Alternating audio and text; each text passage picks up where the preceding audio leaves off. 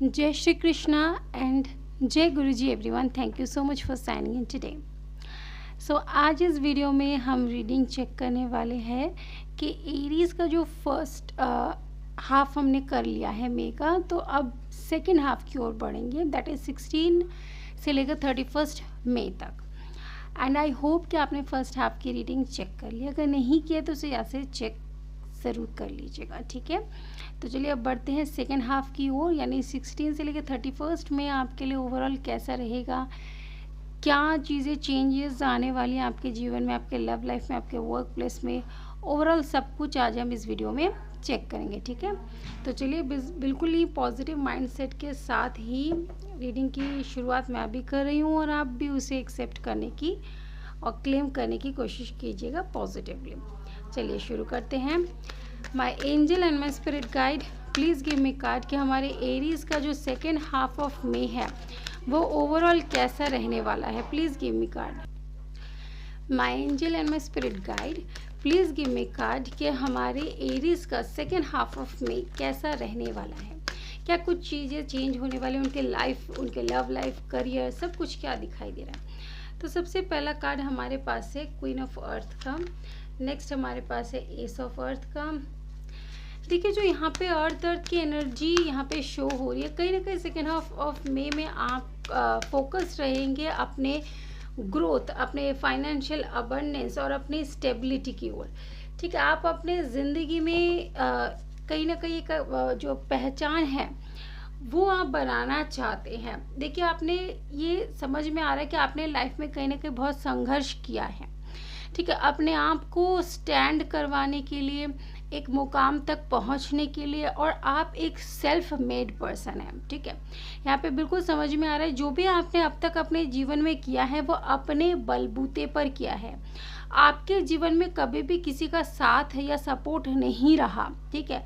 आपने हमेशा ज़िंदगी में एक सपोर्ट की चाह रखी, बट वो सपोर्ट कहीं ना कहीं आपके ज़िंदगी में लैकिंग बनी रही, और यही कारण है कि इतना संघर्ष आपने किया है और उसके कारण ही आप आज इस मुकाम पर पहुँचे हैं जहाँ पर आप खुद कहीं ना कहीं अपने सेल्फ वर्थ को पहचानते हैं और अपनी रेस्पेक्ट करते हैं।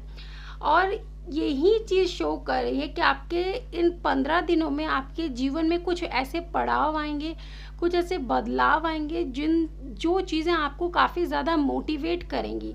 देखिए आपने एक ऐसा लंबा टाइम पीरियड देखा है जहाँ किसी का साथ नहीं रहा, किसी का मतलब सपोर्ट ना मिलने के बावजूद आप खुद अकेले लड़े अपने ज़िंदगी के लिए, अपनी पहचान बनाने के लिए, अपना करियर हो, फाइनेंस में किसी का सपोर्ट नहीं मिला, और अब उस मेहनत के बाद वो चीज़ें आपको मिलने जा रही है, ठीक है। इन 15 दिनों में आप एक खूबसूरत ग्रोथ की टुवर्ड्स आगे बढ़ रहे हैं, ठीक है। आपकी लव लाइफ भी आपका नए तरीके से इंतज़ार कर रही है, यानी आपके लव लाइफ में भी मुझे एक new beginning, growth, forward movement, एक न्यू फेज़ मुझे यहाँ पर दिखाई दे रहा है। साथ ही में आपको यहाँ पे जो 8 ऑफ एयर का कार्ड है वो कह रहा है कि जैसे, क्योंकि देखिए आपने बहुत चुनौतियाँ फेस की है, आपने काफ़ी चैलेंजेस फेस किए हैं, you are a self made person. इतना संघर्ष, इतना सब कुछ करने के बाद भी देखिए अभी भी कुछ चैलेंजेस आपके रास्ते में रहेंगी, ठीक है। और ये इसलिए क्योंकि आपके ऊपर अभी भी देखिए आपके जो भी गुड कर्मास रहे हैं अब तक, उसी के कारण शनि महाराज जी आपको ये फल दे रहे हैं। बट अभी भी थोड़ी बहुत चुनौतियों का होना ये शो करा है कि 8 number is the number of Saturn, ठीक है।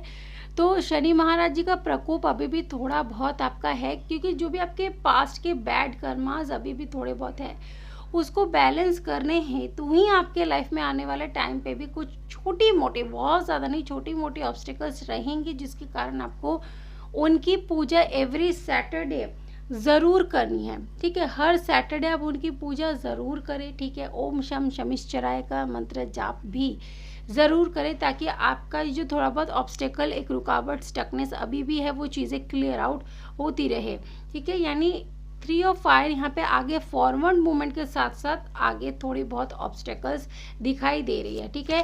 आपके लव लाइफ बोलूँ या करियर बोलूँ, इन चीज़ों में थोड़ी सी रुकावटें आपके जीवन में अभी भी बची हुई दिखाई दे रही है, जिनके साथ आपको थोड़ा सा कोप अप करना है, ठीक है।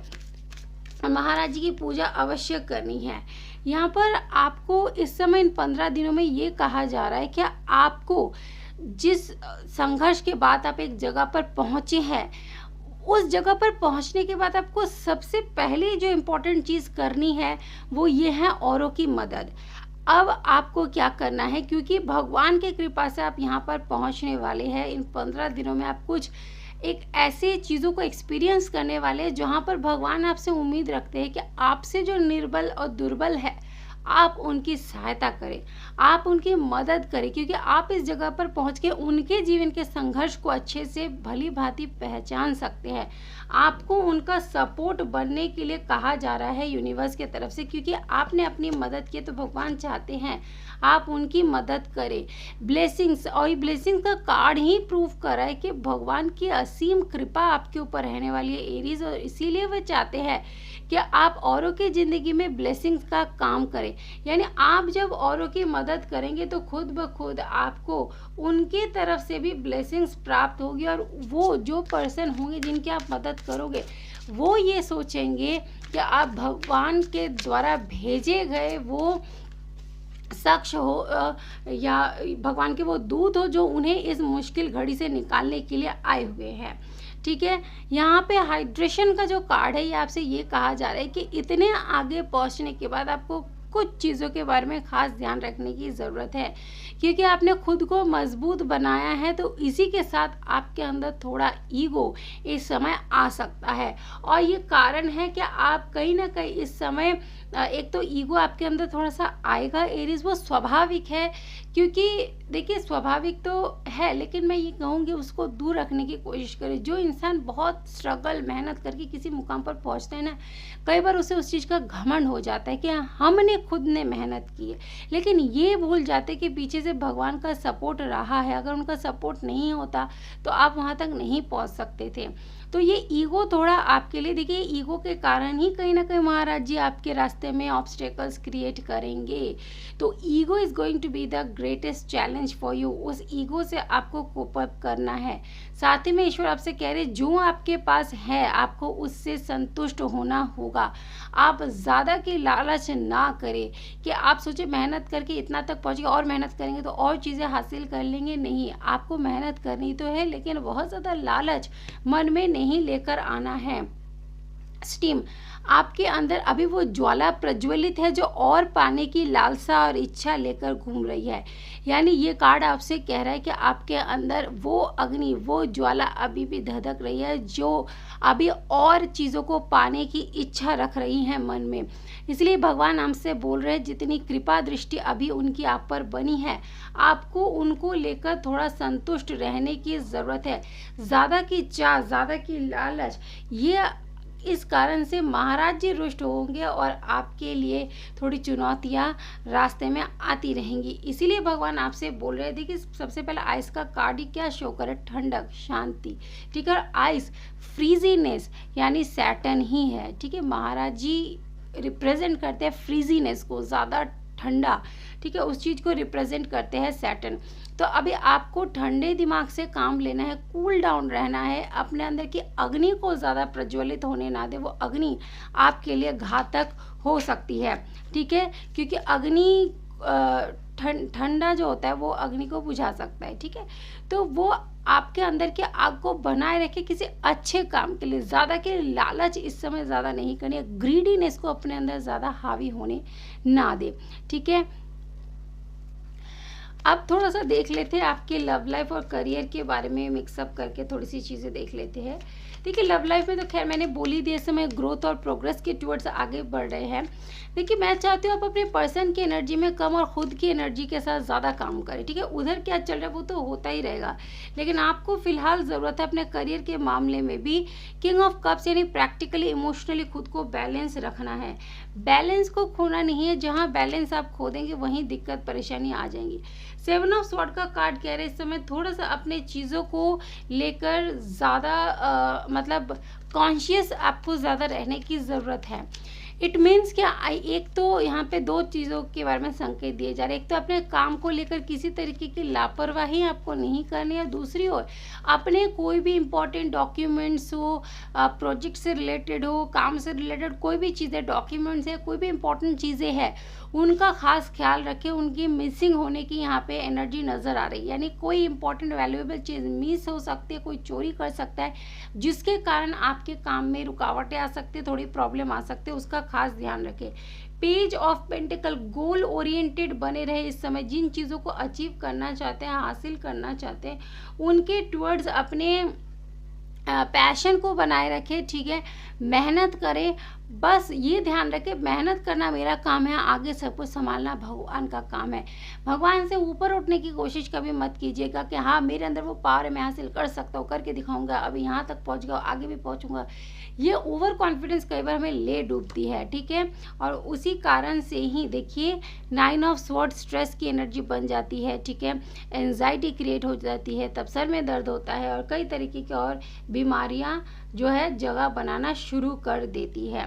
तो आपको एरीज इस समय ध्यान रखना है कि आप बहुत कुछ अचीव करने वाले हैं, और यही कारण है कि लव लाइफ भी आपकी सुधरेगी, क्योंकि you are a self made person. और आपके जो पर्सन की एनर्जी आ रही है वो ये है कि आपको इतना ऊपर उठता हुआ देखकर वो काफ़ी अच्छा महसूस करेंगे आपके लिए। उनके मन में आपके टुवर्ड्स काफ़ी रेस्पेक्ट बढ़ने वाली है, ठीक है।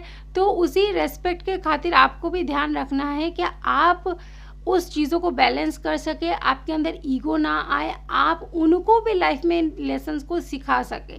हमने जब कुछ सीखा, देखिए आइस का कार्ड इसीलिए था कि अब आप उस जगह पर पहुंच गए हैं जहां आपको दूसरों की मदद करनी है, आप वहां पहुंच गए, इसलिए अपने से नीचे लोगों को देखकर आपके अंदर घमंड नहीं होना चाहिए। अपने मन के अंदर ठंडक बनाए रखें, तभी और प्रोग्रेस की ओर टुवर्ड्स आप बढ़ते रहेंगे। एरीज रीडिंग थोड़ी डिफरेंट रही है, मैंने आपको खुद को ही फोकस बनाया इस रीडिंग में, आपके पर्सन को नहीं। आपके पर्सन आपसे देखकर इनफैक्ट बहुत कुछ सीखने वाले हैं। हर बार उनकी ही ज़िंदगी में क्या चल रहा है वो जानने से हमें कोई फ़ायदा नहीं मिलता।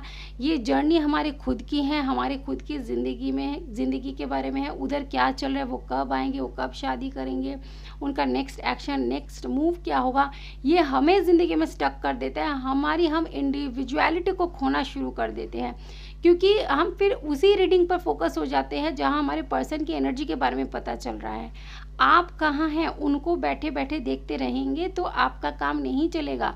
आपको खुद के बारे में जानना है कि मेरे अंदर क्या कमी है, मेरे अंदर इन कुछ दिनों में क्या प्रॉब्लम हो सकती हैं, या मुझे इन दिनों में क्या काम करना ज़रूरी है, मुझ पर कैसे मुझे वर्क करना है कि मैं और अच्छा बन सकूं।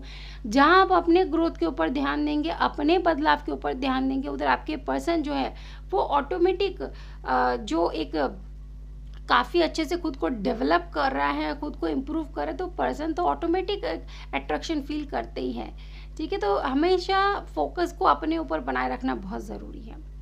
चलिए इसी के साथ रीडिंग को एंड करती हूँ, मिलूंगी आपके साथ नेक्स्ट वीडियो में। Take care and bye bye.